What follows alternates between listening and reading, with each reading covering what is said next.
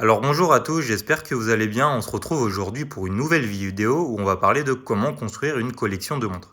Alors dans cette vidéo, on va voir deux choses. Donc déjà, quelles sont les différentes catégories de montres qui existent et ensuite, à partir de ces catégories, comment est-ce qu'on peut construire une collection qui est plutôt cohérente. Alors évidemment, il n'y a rien qui est obligatoire, hein. Il y a pas mal de choses qui sont subjectives, mais voilà, ça va quand même vous donner des bonnes bases pour démarrer votre collection.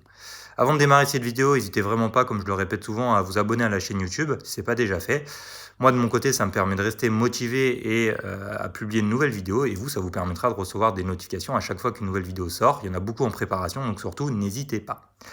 Allez, démarrons cette vidéo justement où on va parler des différentes catégories de montres qui existent. Alors, comme vous pouvez le voir, j'ai 3 montres en main. Donc, ça sous-entend évidemment qu'il y a 3 catégories, 3 grosses catégories, on va dire, différentes de montres.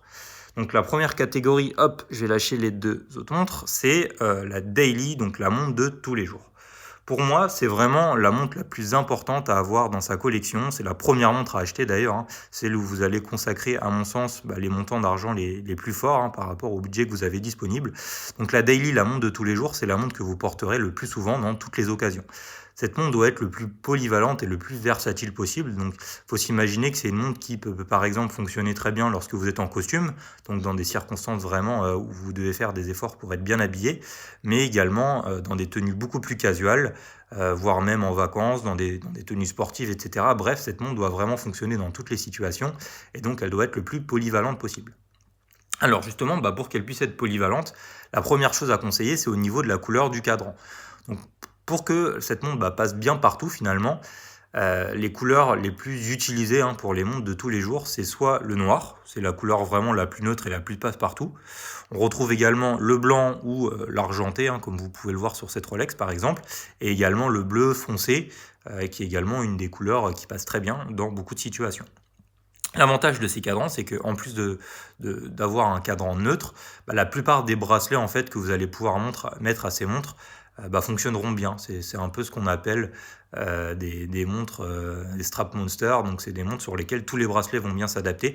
Ça vous permettra du coup en fonction des occasions, en fonction de vos goûts, de vos préférences, en fonction de votre humeur du jour, de pouvoir changer de bracelet. Et du coup, en fonction de ça, vous pouvez avoir un grand nombre de bracelets dans votre collection aussi, qui permettront de donner un nouveau goût finalement du jour à chacune des montres sans avoir à avoir énormément de montres différentes dans sa collection. C'est aussi un avantage d'avoir ces montres-là qui sont très versatiles.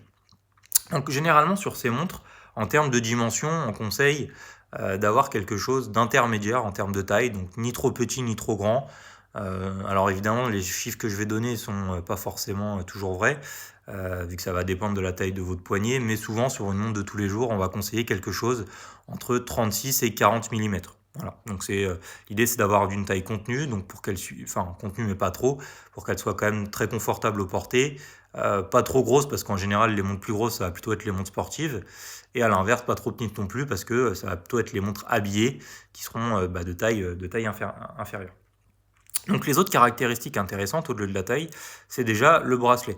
En général, c'est pas une obligation, mais les montres de tous les jours, on va plutôt la porter sur des bracelets en acier, parce que c'est pour moi les bracelets les plus polyvalents. Ils peuvent faire à la fois habillé, un beau bracelet en acier peut très bien faire habillé, mais il peut également faire sportif. Voilà, c'est vraiment quelque chose qui va fonctionner dans toutes les situations. Il y a également ce côté d'étanchéité, si vous mettez de l'eau dessus, justement comme c'est une montre de tous les jours, ça pose pas de problème, contrairement à un bracelet cuir. Même en été, où les bracelets cuir avec la transpiration, etc., au moins un bracelet acier tiendra dans toutes les circonstances. L'étanchéité, justement, vu qu'on parle d'eau, idéalement elle doit être à 100 mètres, donc 10 bars, 10 atmosphères, tout ça c'est pareil. Vu que c'est une montre que vous allez porter tous les jours, justement elle doit pouvoir être adaptée à toutes les utilisations du quotidien. Donc potentiellement vous pouvez vous baigner avec, aller à la piscine, partir en vacances, voilà. L'idée c'est d'avoir une montre étanche, avec une couronne vissée, idéalement, c'est pas forcément une nécessité, normalement même si la couronne n'est pas vissée, les joints sont faits pour que l'étanchéité soit quand même conservée, mais en tout cas voilà, idéalement une étanchéité de 100 mètres, c'est quand même ce qui est conseillé pour ce genre de montre. Au niveau des complications, il n'y en a pas forcément qui sont nécessaires, mais je trouve que la date, donc comme ici par exemple, est vraiment très utile, comme c'est une montre que vous allez tout le temps porter, par exemple au travail, etc. Au moins vous allez tout de suite savoir quel jour on est en un regard, et ça je trouve que c'est utile pour une montre de tous les jours. C'est pas forcément important pour les autres catégories de montres dont on va parler, mais voilà, quand c'est une montre qu'on va porter régulièrement, je trouve que la date, c'est quand même une bonne chose à avoir. Alors, je vous propose de passer à la deuxième catégorie de montre qui est la Dress Watch, donc avec cette longine. Donc la Dress Watch, qui est pour moi du coup une montre qui est beaucoup plus occasionnelle, hein, c'est une montre que vous allez mettre moins souvent. En général, c'est des montres qu'on va mettre lors des situations un peu particulières, un peu spéciales, quand on voudra se faire quand on voudra être habillé. Donc par exemple, quand on va vouloir aller dans un bon restaurant, pour un anniversaire, un mariage, une soirée un peu particulière, etc. Donc forcément, on va la mettre moins régulièrement. Donc c'est pour ça que je disais au niveau des budgets, consacrez-vous surtout sur la daily parce que c'est la montre du coup que vous allez porter le plus souvent. Mais à mon sens, voilà, c'est toujours intéressant d'avoir une dress watch dans sa collection parce que dans les moments où il faut être habillé, ça fait quand même quelque chose de beaucoup plus classe qu'une montre de tous les jours ou qu'une montre sportive évidemment. Au niveau des caractéristiques, donc forcément, c'est des montres qui vont généralement être de plus petite taille, donc idéalement inférieures à 38 mm. Mais à nouveau, ça va dépendre de la taille de votre poignet. C'est les plus petites catégories de montres, on va dire, parce que l'idée, c'est pas que tout le monde la voit, de la mettre en avant. C'est une montre qui est censée être quand même être plus discrète. Généralement sur ces montres, les cadrans ont des couleurs très neutres et c'est plutôt des couleurs claires, donc ça va être du blanc, de l'argenté ou du crème un peu comme on peut voir sur cette montre-là. C'est des montres sur lesquelles on peut avoir des métaux précieux, donc par exemple cette Longines, elle est en acier inoxydable avec des surfaces intégralement polies. Hein. Sur ces montres, en général, les surfaces vont être polies, elles vont pas être brossées. Mais on peut avoir des métaux précieux comme de l'or, par exemple. C'est la catégorie sur laquelle on va le plus retrouver des métaux précieux, bien qu'on puisse en retrouver sur d'autres types de montres. Mais en tout cas, voilà, les métaux précieux, c'est quand même sur ces montres qu'on les retrouve le plus. Il y a également les bracelets. Donc généralement, sur ces montres, on va mettre des bracelets en cuir. Souvent, c'est là où on va mettre les bracelets de la plus belle qualité de cuir. Hein.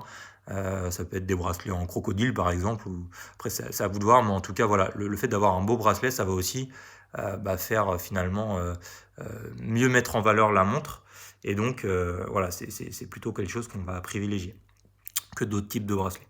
Si vous voulez plus d'infos sur les dress watch, donc leurs caractéristiques, et puis des conseils pour bien les choisir, j'ai publié une vidéo récemment sur le sujet, je la remettrai dans la description, hein, donc vous pouvez la consulter, comme ça vous trouverez toutes les informations importantes. Alors, on va passer à la dernière catégorie de montre, qui est donc la montre sportive. Alors, la montre sportive, c'est une montre qu'on va porter encore dans des situations différentes. Donc, c'est une montre qui va plutôt être casual, qu'on peut porter tous les jours éventuellement, hein, si votre emploi, par exemple, ne nécessite pas que vous soyez bien habillé en costume, en chemise, etc. La montre sportive fonctionne aussi dans le quotidien. En tout cas, c'est des montres, voilà, d'une manière générale, on va plutôt les porter dans des conditions détendues. Ce ne sera pas forcément tous les jours, ce sera le week-end, ce sera en vacances. Donc du coup, c'est des montres qui généralement vont avoir une taille plus grande. Donc, en général, une montre sportive, ça démarre à 39-40 mm de diamètre. Évidemment, il n'y a pas de taille maximum. Hein. Il y a 3 grosses catégories de montres sportives, allez 4 même. Bon, évidemment, on peut encore en découper, mais pour moi, les plus classiques, on va dire, c'est déjà les chronos, c'est les montres de plongée, c'est les field watch, donc les montres de terrain, comme cette Seiko Alpinist par exemple, et on peut également rajouter les beaters, donc les montres électroniques comme les Casio, les G-Shock, etc. Donc c'est des montres qui vont généralement être solides, résistantes au choc, forcément, hein, vu que c'est des montres qu'on va pouvoir utiliser dans des conditions plus sportives. Elles vont avoir une bonne étanchéité, on va pas trop avoir peur de faire des rayures, etc. sur ces montres-là. Mais bon, il faut bien se dire, c'est des montres qui vont pouvoir un peu être capables d'encaisser des dégâts, des chocs, etc. Que dire de plus sur ces montres sportives? Je sais qu'aujourd'hui, la plupart des gens font moins d'efforts, on va dire, vestimentaires. Donc pour eux, porter une montre de plongée ou un chrono, etc., n'est pas un problème finalement dans la vie de tous les jours. Après ça, c'est vraiment à vous de voir en fonction de votre style vestimentaire. Mais moi, personnellement, voilà, c'est des montres que je vais quand même plutôt porter le week-end, en vacances, etc. Donc je vais pas forcément les mettre tous les jours. Mais dites-vous bien que c'est quand même un peu les montres sur lesquelles vous pouvez vous lâcher. Typiquement sur les couleurs de cadran, on n'est pas obligé de faire du classique, du noir, du blanc et du bleu, etc. Vous pouvez vous lâcher, hein, si c'est une montre de vacances par exemple, imaginez, vous pouvez prendre du bleu clair, du jaune, du rouge, enfin vraiment tout ce que vous voulez. C'est un peu la montre où on peut se lâcher et faire des choses plus originales si on le souhaite. Même au niveau du bracelet, hein, vous allez pouvoir mettre vraiment ce que vous voulez, du natto, du cuir évidemment ou de l'acier, mais vous pouvez aussi mettre du caoutchouc, enfin voilà, vraiment c'est à vous de voir. C'est un peu la montre sur laquelle on peut se faire plaisir. Alors, je vais reprendre un peu toutes ces montres dans la main. Et donc, voilà, juste pour faire une petite conclusion. Donc, pour moi, avoir une collection complète, donc diversifiée, on va dire, de montres à travers ces catégories, c'est intéressant. Évidemment, on peut avoir une daily qui fait tout, donc qui fait à la fois du sport, de l'habillé, etc. Mais je trouve que c'est intéressant quand on va avoir une connexion, au moins d'avoir 3 montres dans ces différentes catégories qui couvrent à peu près toutes les différentes occasions, etc. Je pense que normalement, avec ces 3 montres, on couvre vraiment tout ce qui peut se passer. On peut faire des collections à tout type de prix, hein. Donc ça, par exemple, c'est une de mes 3 watch collection, par exemple, donc avec justement cette daily, donc cette Rolex, cette montre habillée, cette Longines et cette montre sportive, cette Seiko alpiniste. Mais après, voilà, il y a énormément une infinité de combinaisons possibles dans toutes les gammes de prix. Donc par exemple, si vous voulez, sur des petits prix, vous pouvez avoir une montre de tous les jours avec une Hamilton Khaki Field, une montre habillée avec une Orient Bambino et une montre sportive avec une Seiko SKX. Voilà, ça c'est un premier exemple justement de collection à petit prix. Si vous voulez un autre exemple à des prix plus élevés, ça peut être par exemple en daily une Rolex Explorer, en montre habillée une grande Seiko Snowflake, et en montre sportive une Omega Speedmaster. Voilà. Bon, il y en a une infinité de choix possibles, hein, comme je vous l'ai dit, donc on ne va pas tout citer. L'important, c'est de bien comprendre que voilà, on peut, dans toute gamme de prix, se faire une collection à plusieurs montres. Pour moi, 3, je trouve que c'est, on va dire, le bon nombre si on veut couvrir toutes les occasions. Après, évidemment, quand on est passionné de montre comme moi, par exemple, 3 ne suffirait pas. Mais en tout cas, vous avez compris le principe. Après, il y en a qui font des 3-watch collection, des 5-watch collection, des 7-watch collection. On retrouve à peu près tous les chiffres, mais 3 au moins, pour moi, on peut exprimer à peu près toutes les catégories. Écoutez, j'espère que cette vidéo vous aura plu. N'hésitez pas à poster des commentaires, à me donner vos avis, j'y répondrai avec plaisir. Et puis je vous dis à très bientôt pour une prochaine vidéo. Allez, ciao tout le monde.